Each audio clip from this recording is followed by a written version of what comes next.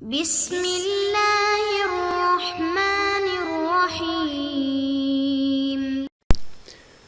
بسم اللہ الرحمن الرحیم۔ السلام علیکم ورحمۃ اللہ وبرکاتہ۔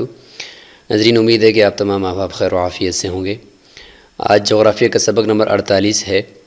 اور تاریخی جغرافیہ چل رہا ہے۔ براعظم افریقہ پہ ہم بات کر رہے ہیں اور آج ہم جنوبی افریقہ کا جو کچھ تاریخی جغرافیہ ہے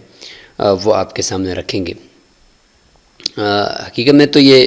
جغرافیہ کا جو آج کا سبق ہوگا یہ جنوبی افریقہ کے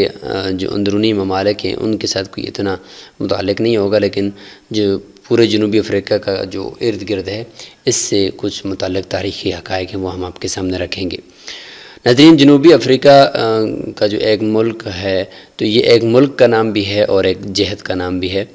اور جنوبی افریقہ یعنی براعظم افریقہ کی جنوبی جہت، اور اس میں پھر 5 ممالک آتے ہیں، اس میں ایک ملک کا نام بھی جنوبی افریقہ ہے۔ اور وہ 5 ممالک کون کون سے ہیں ذرا ان کو ہم دیکھ لیتے ہیں۔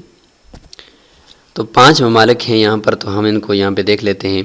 یہاں پہ دیکھیں جنوبی افریقہ میں آپ دیکھیں تو آپ کو بالکل نیچے آخر میں ساؤتھ افریقہ لکھا ہوا نظر آ رہا ہے، تو یہ خود ایک ملک بھی ہے۔ اور اس کے بعد اوپر دیکھیں اس طرح جو ہے آپ کو یہ نیمبیا نظر آ رہا ہے، اور اس کے ساتھ جو ہے وہ بوٹسوانا آسمانی کلر کا آپ کو نظر آ رہا ہے۔ اس کے بعد اوپر جو ہے زمبابوے اور پھر اوپر زیمبیا ہے۔ تو یہ اس طریقے سے 2 ملک اس میں ایسے ہیں کہ جو لاک لینڈ ممالک کہلاتے ہیں۔ یہاں پہ آپ دیکھیں لیسوتھو اور سوازی لینڈ جو بالکل چھوٹے چھوٹے ہیں، اور یہ پورے جو جنوبی افریقہ ہے اس کے درمیان میں آئے ہوئے ہیں، اور دائیں بائیں سے سارا یہ جنوبی افریقہ ہے۔ تو یہ لاک لینڈ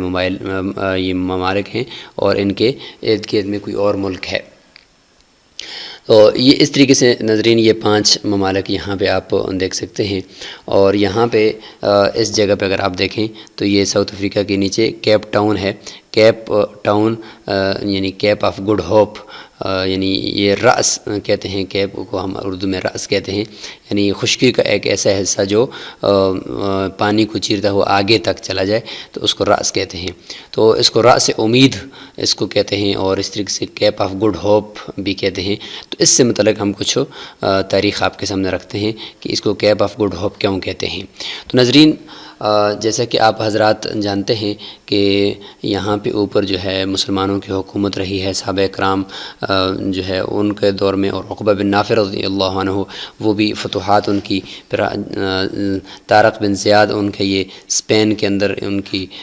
یہ فتح، اور پھر یہ جبل طارق، تو یہ سارے حقائق تو آپ لوگوں کے سامنے ہی ہیں۔ اور صحابہ کرام جو ہے وہ بھی یہاں تک فتح کرتے کرتے یہ الجزائر اور مراکش اور تیونس اور یہاں تک پہنچ گئے تھے۔ اور یہ یہاں پہ جو اسپین ہے، یہ اسپین، اور یہ یہاں پر تقریباً مسلمانوں کی حکومت کافی صدیوں تک یہاں پہ رہی، اور باقاعدہ جو ہے یہ ہسپانوی جو خلافت تھی، اور یعنی اندلس میں یہاں پہ باقاعدہ خلافت کے طور طریقے کے مطابق یہاں پہ مسلمانوں کی حکومت رہی۔ تو یہ حکومت جو مسلمانوں کی تھی، اور تو یہ پھر بالآخر عیسائیوں کے جو چالاکیاں ہیں اور عیسائیوں کی جو ہے وہ ان کی جو مکاریاں ہیں ان کی وجہ سے یہ مسلمانوں سے پھر بالآخر چھین لی گئی، اور اس کو کہتے ہیں سقوط ہسپانیہ۔ تو ناظرین، یہ جو اسپین ہے اور سقوط ہسپانیہ ہوا، مسلمانوں کی حکومت چھین لی گئی، تو یہ متعصب عیسائیوں کے ہاتھ لگ گئی، تو یہ انہوں نے دھوکے سے چھین لی مسلمانوں سے، جوان مردی سے زور بازو سے میدان میں جیت کر نہیں لی انہوں نے۔ تو یہ تاریخی ایک حقیقت ہے، اس کو آپ تفصیل سے پڑھیں تو آپ کو پتہ چل جائے گا۔ ہسپانوی عیسائیوں نے غرناطہ کے مسلمانوں سے معاہدہ کیا کہ آپ قلعے سے باہر آ جائیں، ہتھیار ڈال دیں، آپ کو تمام تحفظات دیے جائیں گے، جان مال عزت آبرو مذہب عبادت گاہیں سب کچھ کی تحفظ کی ہم ضمانت آپ کو دیتے ہیں۔ تو ابھی تک معاہدہ جو ہوا تھا اس کی سیاہ ابھی خشک بھی نہیں ہوئی تھی کہ انہوں نے غداری شروع کر دی، اور کہا گیا کہ یا تو عیسائی ہو جاؤ یا جو ہے ہمارا جو اسپین ہے اس کو چھوڑ دو۔ تو ان غدار ممالک نے جو ہے، ان غدار حکمرانوں نے جو ہے ایسے دھوکے کے ساتھ یہ اسپین ہم سے مسلمانوں سے چھین لیا، اور پھر جو ہے جتنی بھی باہری انکشافات تھے، ایجادات تھیں اور باہری اسفار تھے، تجارت تھی، وہ سب ان لوگوں کے پاس چلی گئی. اور پھر اس کے بعد 2 بڑے حادثے ہوئے. ایک حادثہ اگر ہم اس کو پوری دنیا کا حادثہ کہیں کہ مسلمانوں سے جو ہے وہ اسپین کو چھین لیا گیا، اور پھر ان کا پورا انہوں نے جو ہے جشن منایا. اور جشن منانے کے بعد پھر چونکہ ساری ایجادات اور ساری ٹیکنالوجی اس وقت کی ان کے ہاتھ میں آ گئی تھی، اور یہ جو سارا جہاں پہ مسلمانوں کی حکومت تھی، یہ سارا اسپین جو ہے آج جو اس کو ہم اسپین کہتے ہیں، ہسپانیہ اس کو کہا جاتا تھا، تو یہ ہسپانیہ جو ہے ابھی ان لوگوں کے ہاتھوں میں ہے. تو جب ان لوگوں نے اپنے ہاتھوں میں لیا تو یہاں کے جتنے بھی عیسائی تھے تو ان کا چونکہ اس وقت کے یہاں کے یہودیوں کے اوپر، یہاں پہ یہودی بھی تھے، تو یہاں کے یہودیوں کے اوپر بھی ان کا کافی ظلم اور ستم ہوتا تھا، اور یہودیوں کو یہ بہت تنگ کرتے تھے. تو یہودی بھی چاہتے تھے کہ کوئی ایسی نئی جگہ دریافت ہو جائے جہاں پہ ہم اپنی اچھی طریقے سے زندگی بسر کر سکیں اور ان عیسائیوں کے ظلم سے اور ان کے چنگل سے نکل سکیں. اور مسلمان تو ویسے بھی ایک سفر کے اور یعنی ایک تجربہ کار تھے، شاہسوار تھے، اور وہ جو ہے وہ مختلف اسفار کرتے، دریافت کرتے. تو مسلمان جو ہے وہ پہلے سے پہنچ چکے تھے امریکہ کی اس بر اعظم کے تک پہنچ چکے تھے، اور انہوں نے بر اعظم کے وہاں کے لوگوں کے انکشافات اور وہاں کے لوگوں کے بارے میں اور ان کے رہن سہن کے بارے میں آ کر بتا بھی دیا تھا کہ وہاں کچھ سرخ قسم کے لوگ رہتے ہیں اور بہت زرعی زمین ہے اور بہت زرخیز زمین ہے. تو مسلمان وہاں پہ پہنچ چکے تھے، لیکن ایک اڑتی خبر تھی اور بہت زیادہ مشہور نہیں تھی. تو اسی اسپین میں یعنی جب یہ عیسائیوں کے پاس چلا گیا تو اس اسپین سے 2 جہاز راں جو ہے وہ نکلے تھے. ایک ہے واسکو ڈے گاما اور ایک ہے کولمبس. تو یہ کولمبس کی کوئی خیالی سی تصویر دکھائی گئی ہے، اور ایک تو ہے کولمبس. تو کولمبس جو ہے وہ اس نے کہا کہ میں چاہتا تو یہ تھا کہ میں ہندوستان جاؤں، اور اس نے سنا تھا کہ ہندوستان ایک بہت ہی امیر ملک ہے اور بہت ہی زرخیز ہے اور وہ ایک سونے کی چڑیا ہے، میں وہاں پہ جاتا ہوں. اور لیکن وہ اس طرح ہوا کہ جاتا تو یہ ہندوستان میں تھا، لیکن یہ اسپین سے اگر آپ دیکھیں تو وہ بالکل سیدھا جو ہے وہ چلا گیا امریکہ کی طرف، اور وہاں پہ جو جزائر ہیں ویسٹ انڈیز جس کو کہا جاتا ہے، تو وہاں تک وہ پہنچ گیا. اور ابھی ہم اس کو دیکھ لیتے ہیں. تو یہ ہے اسپین ناظرین، اور یہاں سے واسکو ڈے یعنی کولمبس چلا، اور جانا تو اس نے یہاں ہندوستان میں تھا، یہ ہندوستان ہے، ہندوستان میں جانا تھا، لیکن ہندوستان کے بجائے وہ سیدھا نکل گیا ہواؤں کے رخ نے اس کو ادھر موڑ دیا، اور یہ جہاں پہ آ کر یہ جو کیوبا ہے اور یہ جو جزائر ہیں ان جزائر پر پہنچ گیا. اور ان جزائر کو یہ اس نے نام دیا کہ یہ ہندوستان میں پہنچ گیا ہوں، اور اس کو کہنے لگا کہ یہ ویسٹ انڈیز ہے، یعنی انڈین ہے اور ویسٹ مغرب میں ہے یہ، اور یہ انڈیا ہے. اور وہ یہ سمجھتا رہا آخر تک کہ یہ میں انڈیا میں پہنچ گیا ہوں، جبکہ یہ ایک نئی دنیا میں پہنچ چکا تھا. تو یہ کولمبس ہے، اور یہ اس کو خرچہ جو دیا، اس کو جو سفری خرچات اس کے برداشت کیے وہ یہودیوں نے کیے. یہودیوں کو یہی چاہیے تھا کہ وہ کسی ایسی نئی جگہ تک پہنچیں جہاں وہ عیسائیوں کے ظلم سے نکل جائیں اور وہاں پہ سکون کے ساتھ زندگی بسر کریں. اور مسلمان تو ویسے بھی دریافت کرنے کے در پہ تھے کہ وہ کوئی ایسی ہمیں مل جائے جہاں ہم اپنے اسلام کی دعوت کو پہنچا لیں. لیکن یہ کہ کولمبس نے پیسے لیے اور ایک دوسروں کے کرائے کے طور پر وہ استعمال ہوا، اور اس نے یہاں پہ آ کر ہندوستان کے بجائے وہ ان جگہوں پہ پہنچ گیا، اور ان کو آخر دم تک وہ یہ سمجھتا رہا کہ میں ہندوستان میں ہوں. اس لیے ان جگہوں کو یہ جو کیوبا اور اس کے ساتھ یہ جو جزائر ہیں ان کو ویسٹ انڈیز کہا جاتا ہے، اور ادھر انڈونیشیا کا جو جزائر کا ایک پورا ایک سلسلہ ہے اس کو ایسٹ انڈیز کہا جاتا ہے، اس کو ہم ایسٹ انڈیز کہتے ہیں. تو یہ ایک سفر تھا کولمبس کا. اور یاد رکھیں کہ کولمبس نے امریکہ کو دریافت نہیں کیا، یہ تو آیا اور اس نے یہاں سے آ کر کچھ لوگوں کو بھی ساتھ لیا اور کچھ یہاں کی جو معدنیات تھی ان کو بھی جا کر دکھایا اسپین میں کہ میں ایک نئی دنیا کو دریافت کر گیا ہوں. لیکن یہ تاریخ سے یہ ڈھکی چھپی بات نہیں ہے کہ یہاں پہ مسلمانوں کا ایک گروہ جو ہے وہ یہاں پہ پہلے سے موجود تھا. اور یہاں کی اگر دلائل کو اگر ہم دیکھیں تو وہ یہ ہیں کہ یہاں پہ پہلے سے جو ہے کچھ مسلمانوں کی نشانیاں یہاں پہ پائی جاتی تھیں اور کچھ علامات تھیں جس سے پتہ چلتا ہے کہ مسلمان یہاں پہنچ چکے تھے. اور دوسری بات یہ ہے کہ مسلمان یہاں اس طرف سے یہ روس کی طرف سے یہ اوپر جو الاسکا جو ملا ہوا ہے امریکہ کی جو ریاست الاسکا ہے تو اس طرف سے بھی یہ مسلمان یہاں پہ پہنچ چکے تھے امریکہ میں. ایک مسلمان جغرافیہ دان ہے المقدسی، تو اس نے اپنی کتاب میں ان مسلمان بھائیوں کا قصہ بھی لکھا ہے جو امریکہ پہنچ چکے تھے، کہ کشتیاں ان کو جو ہے ادھر لے گئی تھیں، اور دوسرے جو ہے وہ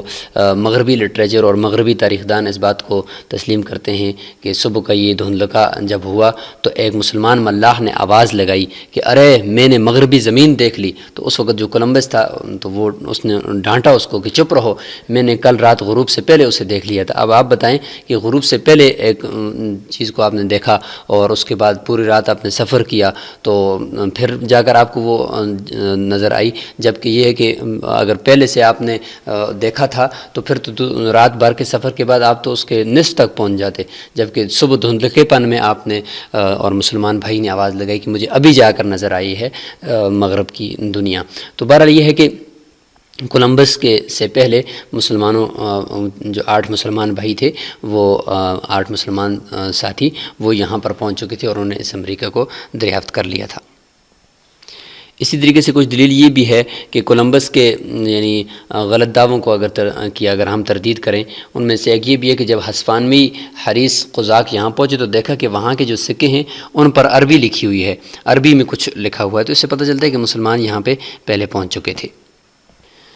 اسی طریقے سے ایک امریکی محقق ڈاکٹر ادیب رشاد کے مطابق افریقی نژاد مسلمان کولمبس سے 180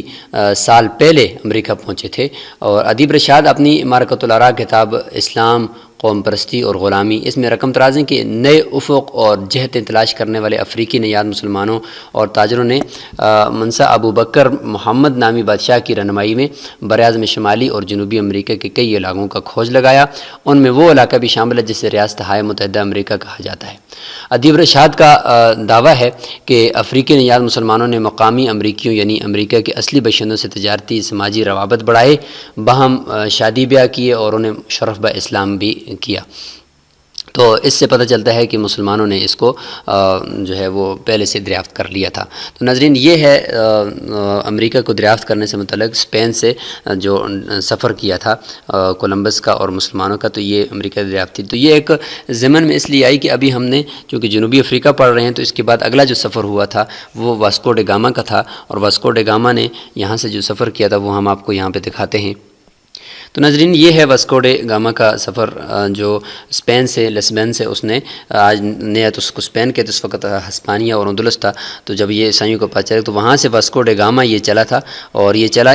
ہندوستان کی طرف چلا۔ اس نے کہا کہ میں مشرق کی طرف چلتا ہوں اور افریقہ کے گرد گھومتا ہوں، تو یہ افریقہ کے براعظم کے گرد آیا، اور یہ نیچے جب یہ پہنچا، یہاں پہ جو لکھا ہوا آپ دیکھ رہے ہیں کیپ آف گڈ ہوپ نیچے جنوب میں، تو اس جگہ پہ جب پہنچا تو یہاں سے سمندر آگے کی طرف مڑ رہا تھا، مشرق کی طرف مڑ رہا تھا، اوپر کی طرف مڑ رہا تھا۔ تو اس نے یعنی یہاں کے اس کے ساتھیوں نے اور ان کو کچھ امید ظاہر ہوئی کہ اب ہم ہندوستان پہنچ جائیں گے۔ تو کولمبس تو ادھر سے سیدھا مغرب کی طرف نکل گیا تھا، اور یہ اس طرف سے آیا، اور اس نے یہاں آ کر تھوڑا آرام بھی کیا، اور اس نے سمجھا کہ اب جو ہے یہاں سے آگے کچھ امید لگتی ہے کہ ہم ہندوستان تک پہنچ جائیں گے، کیونکہ ہندوستان ایک امیر اور زرخیز ملک تھا، اس کو ہر کوئی چاہتا تھا کہ ہمیں مل جائے۔ تو یہ اس کا نام اس نے رکھ دیا کیپ آف گڈ ہوپ، یعنی رأس امید۔ رأس کہتے ہیں ایک آگے کو نکلا ہوا خشکی کا حصہ جو کافی آگے تک پانی میں چلا گیا ہو، تو اس نے یہ یہاں پہ اس کا نام رکھ دیا کیپ آف گڈ ہوپ۔ پھر اس کے بعد یہ آگے چلا، اور یہاں پہ ان جگہوں پہ آ کر اس نے اسٹے کیا، اور یہاں کے جو حاکم تھا، بادشاہ تھا، اس سے اس نے مزید سامان وغیرہ تیاری کی، اور آگے چونکہ سمندر ذرا زیادہ تھا اور اس نے یہاں پہ اپنے جہاز وغیرہ کو درست کیا۔ یہاں پہ اس کے ساتھیوں نے کہا کہ ہم آگے نہیں جا سکتے چونکہ بہت لمبا راستہ ہے، اور اگر آپ جاتے ہیں تو جائیں، اگر ہم نہیں جا سکتے، اور اگر آپ یہاں سے آگے مزید جانے کی کوشش کریں گے تو ہم آپ کو قتل کر دیں گے۔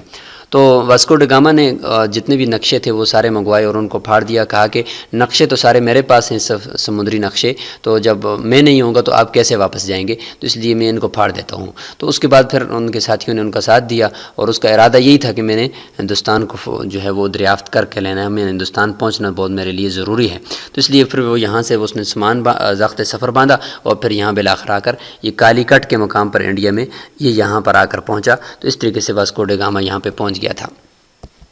تو یہ اس طریقے سے اس کی کوئی خیالی تصویر بھی دکھائی جاتی ہے۔ تو ناظرین آج ہم نے یہ دو بنیادی اسفار جو دو سیاحوں نے کیے تھے واسکو ڈی گاما اور کولمبس کے، اور اس میں جو کچھ حقائق تھے، اور خاص طور پر جو واسکو ڈی گاما کا جو پورے افریقہ کے گرد گھومنا ہے، تو چونکہ جنوبی افریقہ ہم پڑھ رہے تھے تو اس لیے راس امید اور کیپ آف گڈ ہوپ کا پڑھنا بھی ہمارے لیے ضروری تھا۔ تو آج ہم نے اسی ضمن میں یہ کچھ تاریخی حقائق آپ کے سامنے رکھے ہیں۔ انشاءاللہ امریکہ کے جو بر اعظم ہیں، شمالی امریکہ، جنوبی امریکہ، تو ان میں جا کر ہم انشاءاللہ مزید اس کے بارے میں کچھ تفصیلات سے آگاہ کریں گے آپ کو۔ تو یہ کچھ مسلمانوں کی اس زمانے میں جو حکومت تھی، تو یہ سبز جو آپ کو حصہ نظر آ رہا ہے افریقہ کا، اور ادھر سے جو ہے الاندلس لکھا ہوا ہے، تو یہ مسلمانوں کی اس وقت یہاں پہ حکومت تھی، اور یہ اندلس ہی کی کچھ تصویریں جس وقت یہ یہاں پہ اندلس کے اندر مسلمان موجود تھے۔ تو ناظرین آج کا سبق ہم یہیں پہ سٹاپ کر لیتے ہیں، انشاءاللہ آگے ہم جو مزید چلیں گے تو وہ یورپ، براعظم یورپ سے متعلق جو وہ تاریخی حقائق ہیں ہم انشاءاللہ آپ کے سامنے رکھیں گے۔ السلام علیکم ورحمۃ اللہ وبرکاتہ۔